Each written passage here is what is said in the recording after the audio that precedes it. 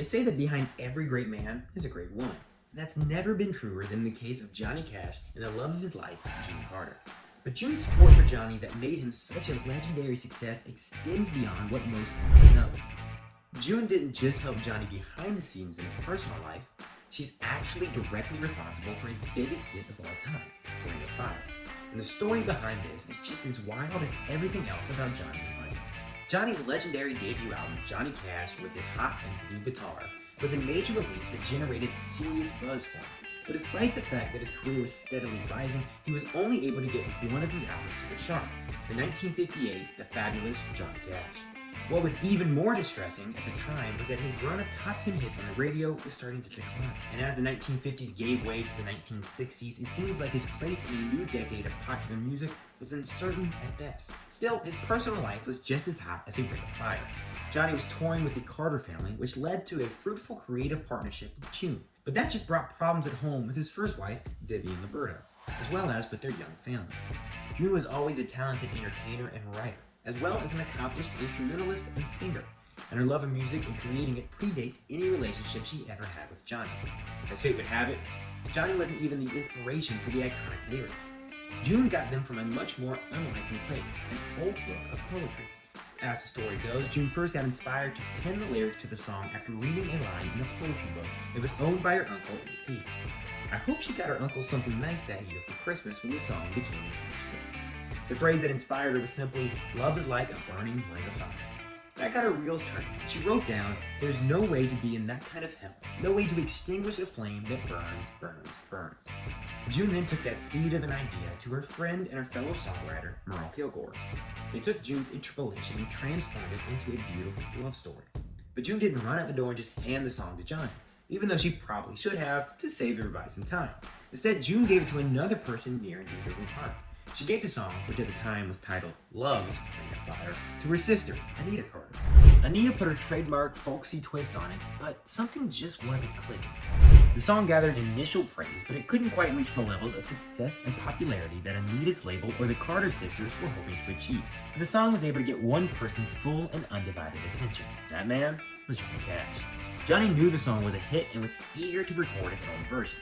He even claimed that he had a dream to add the new and exotic sound of traditional Mexican horns. To be fair to Anita, Johnny said that he would give her version of the record a total of 6 months to find its legs of success.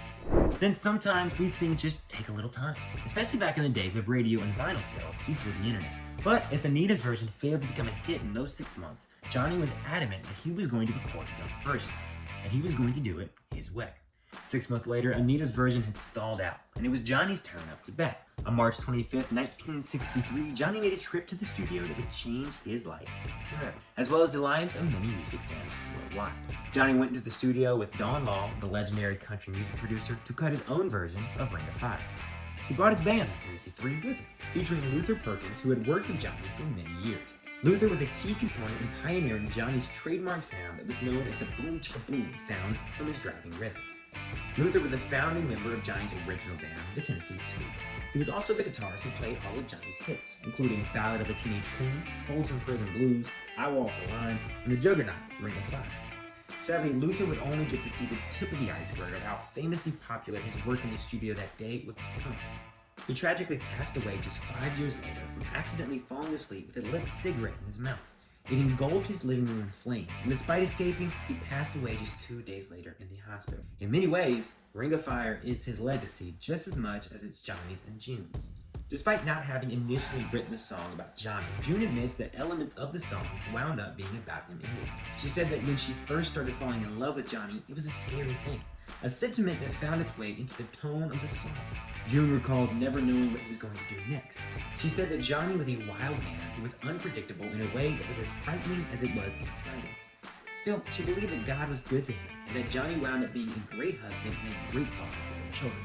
And despite being a wild man, he had a heart of gold. Johnny put his signature flair on the Ring of Fire, but there was another element entirely that helped the song stand out. And it was far from what Johnny was used to doing in the recording studio. Johnny confessed in an interview years later that adding the mariachi-style trumpet at the beginning of the song was a big risk. It was a major shift away from what people were used to hearing from him, and putting it at the beginning meant that they could have tuned out immediately. Still, he said they came to him in a dream, and he just had to follow his gut instinct. That instinct proved to be a winning lottery ticket. By 1964, Johnny's version of Ring of Fire, Mariachi Horns and All, became the biggest hit single of his entire career. Not only that, but it also launched him into another full decade of massive commercial success, both on the radio and at the touring box office.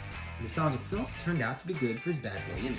Even though he was singing about love, there was still something desperate and dangerous about what he was saying. Johnny sang in a deep baritone about falling into a ring of fire, and the whole world fell with him. Just like June described, it was frightening and fun at the same time. And the record became an instant classic as a result. There's actually one person who contests the sequence of events: Johnny's first wife, Vivian Liberto. Vivian wrote a book about her time being married to Johnny, and she claimed that Johnny wrote the song with Merle. But according to Vivian, Johnny let June say that she wrote it because she needed money and he felt sorry for her. Vivian's version of events sounds salacious, but nobody was willing to corroborate her claims. And seeing how Johnny left Vivian for June, she definitely had a motive as a scorned lover. Also, the story just didn't really make sense. If Johnny wrote it, why did Anita get the chance to sing it first? But anyways, what do you guys think about all this? Should Johnny have recorded the song first before Anita? Was Vivian right and June never wrote it? What's your favorite Johnny Cash song?